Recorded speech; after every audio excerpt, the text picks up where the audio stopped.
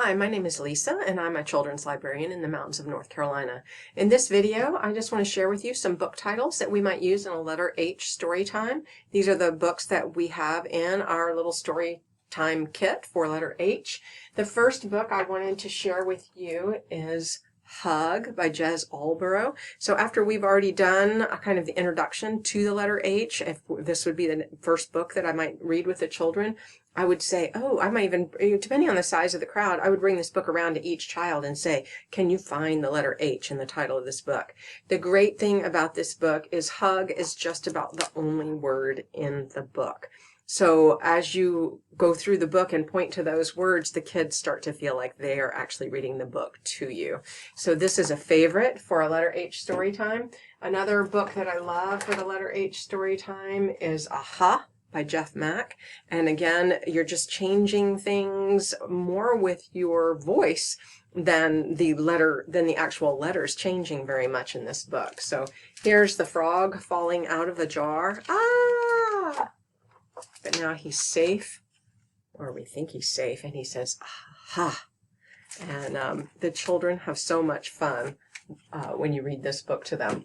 Another book I love, and again, you get to point out a prominent letter H in the title of that book. In this book, Seven Hungry Babies, the nice thing is here we've got a lowercase in a title, so it might be a little bit harder for them to find that H in the title of this book. But again, we'll talk about how, the H actually looks a lot like an N, and these are all great discussions to have with children to just get them more familiar with noticing the difference between the letters of the alphabet. Seven Hungry Babies, I love it. It rhymes. For younger children, it is a little bit long. I think about sometimes I wish it was 5 hungry babies instead of 7. I'll give you a sample in here. 5 hungry babies hop up and down. Feed us, the little ones frown. Settle down, sweet hatchlings, Mama Bird coos, and I'll fly to the schoolyard to find you more food. So I hope you'll take a look for that one. And then you're probably all familiar with Polar Bear, what do you hear? So again, we would try to have the children find the letter H, and here they might notice the capital, but they might find the lowercase that's in the word. What I wanted to share with you about this is that you can sing this book if you would like to the tune of Farajaka. So you would sing and then have the children repeat. So you would sing, leopard, leopard, leopard, leopard. What do you hear? What do you hear? I hear a peacock. I hear a peacock. I forgot what the peacock did. Sorry. I like to turn the page so that on the word of the next animal, but that means you have to be paying attention, which I wasn't.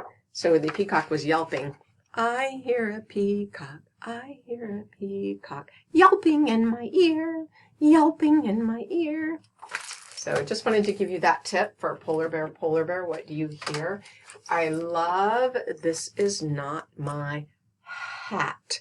And some of the storytime providers who have used this book have been a little hesitant too, because they just were under the assumption that when the big fish comes back with his hat, that something awful might have happened to the little fish. And the kids don't always think that. So this is a great book at the end to say, what do you think happened? Because the children have given us so many ideas of what they think has happened in this story. So give that a try. Even if you're a little nervous about it, I would encourage you to try it in a story time. Those are all the titles that we have in our kit that we take to the daycares and the schools, but there are many other titles you could use for a letter H story time. So how about How Do You Hug a Porcupine? Another book that rhymes. So an elephant, please hug his trunk. I wouldn't want to hug a skunk. And then the little red hen and the ear of wheat. And then a variation on that is the little red hen makes a pizza. And another favorite of mine, which was not, it was checked out, which I'm happy about, but it's called Holy Squawkamole. The little red hen makes guacamole. So look for that one. This is an old one, Mr. Mambo's Hat, but I love the storyline in this. So if you can get that through Interlibrary Loan, take a look at it. Hattie and the Fox is one you might be familiar with. And this I love. I'll be honest, I get mixed reviews from the children on that one. Big Fat Hen, I like this for younger children. And again, they have to find the lowercase letter h in the title of that book. The Completed Hickory Dickory Dock. Sometimes when the title is written in cursive, that makes it a little more challenging, but we just point out that when you're learning to read, that you will learn to read in print and in cursive. Again, just great vocabulary words for children to become familiar with. Old Hat, New Hat. Great one for pointing out the capital H. And this is my last one, another Hickory Dickory Dock. So if you have any suggestions of other titles you think would work great in a letter H story time, please list those in the comments below. And I hope this was helpful in some way. That's all I have to share with you today about book titles for letter H. So in the words of Tigger, ta-ta for now.